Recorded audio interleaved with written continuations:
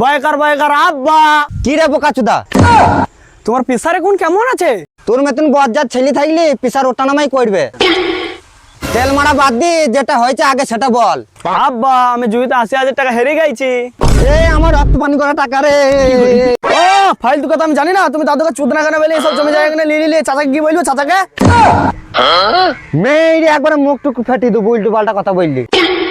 যা গিয়ে মোটরসাইকেলটা বার কর, যে আমার জন্য একতারা বিড়ি নিয়ে আসবি। মোটরসাইকেল কই? কেন রে, সে মোটরসাইকেল কই? আরে ওই মোটরসাইকেলটা বিক্রি করে তো সব জুয়ার টাকা শোধ করলাম। তুই যা শুরু করেছিস, তুই আমাকে দেখতে দেখতেও বেচে দিবি। তোমারও ফটো দেখিলাম, 1000 টাকার বেশি দিচ্ছে না।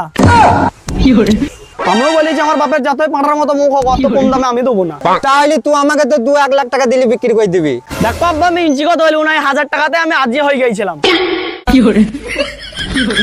আব্বা কি ব্যাপার, মরি গেলি নাকি? মরি গেলে আমারই লাভ, সব বাড়ি ঘর আমি পেয়ে যাবো। আব্বা মরণে